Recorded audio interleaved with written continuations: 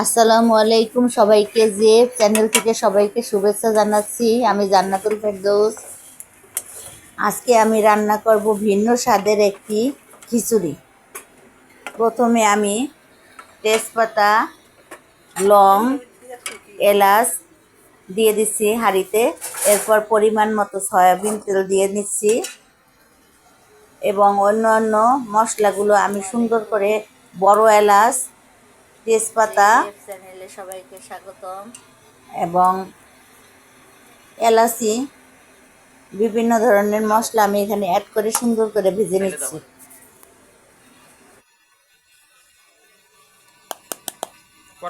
মশলাটা ভাজা ভাজা হয়ে গেলে আমি সুন্দর করে মিক্সিতে গুঁড়া করে নিয়েছি।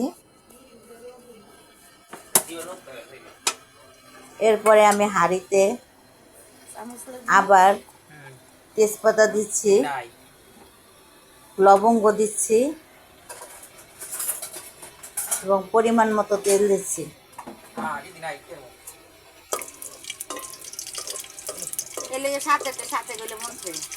এবং আমি সুন্দর করে ভেজে নিচ্ছি।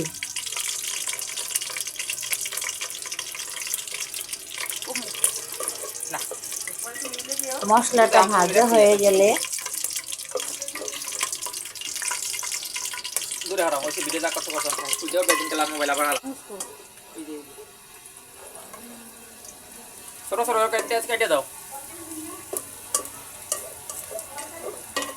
মশলাটা ভাজা হয়ে গেলে আমি এখানে হলুদ গুঁড়ো, মরিচের গুঁড়ো,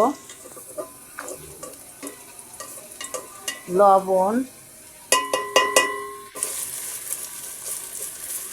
এবং সামান্য একটু পানি দিয়ে সুন্দর করে মশলাটা কষিয়ে নিচ্ছি এবং পেঁয়াজ কুচিও দিচ্ছি।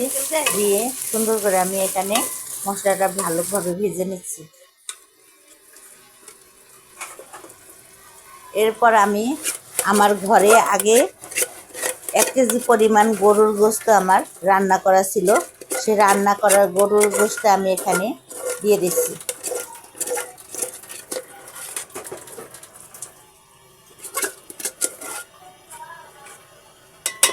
আমার রান্না করার গরুর গোশত আমি এই মশলার সাথে দিয়ে আবার ভালোভাবে নেড়ে নিচ্ছি।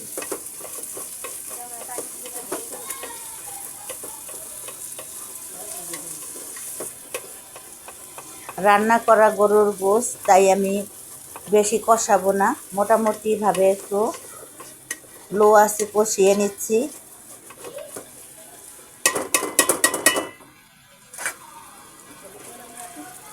এবং আমি একটু হালকা পাতিলের মধ্যে আমি একটু হালকা পানি নিয়ে ওই পানিটা আমি এখানে অল্প করে দিয়ে আবার নাড়িয়ে নিচ্ছি। এবং আমার বাসায় ছিল পেঁপে, লাউ, আমি একটা সবজি এবং আলু, এই তিনটা সবজি আমি দিয়ে আবার নেড়ে নিচ্ছি।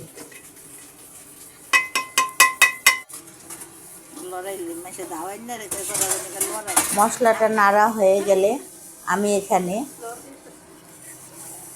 আধা কেজি চাল এবং 250 গ্রামের মতো ডাল আমি এটার মধ্যে দিয়ে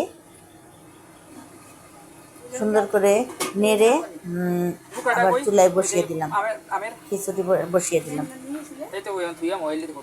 আমি লবণের মুখে পাই না এবং আমি ঢেকে দিলাম। কিছুক্ষণ পরে আবার আসছি।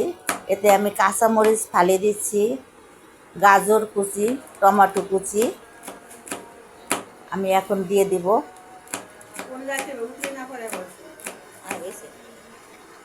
বেশি জাল হইব দিস না, মরিচের গুঁড়ো কত দিয়েছে, আবার কাঁচামরিচের গুষ্টি দিয়েছে। আমার খিচুড়িটা এখানে ফুটে উঠেছে, তো বলক আসার পরে আমি এখানে দিয়ে দেব টমেটো, গাজর, কাঁচামরিচ এবং কতটুকু মিষ্টি কুমড়াও ছিল, আমার মিষ্টি কুমড়া ফালিও দিয়ে দিচ্ছি। এই তো হয়ে গেছে। আমি সুন্দর করে নেড়ে দিচ্ছি খিচুড়িটা।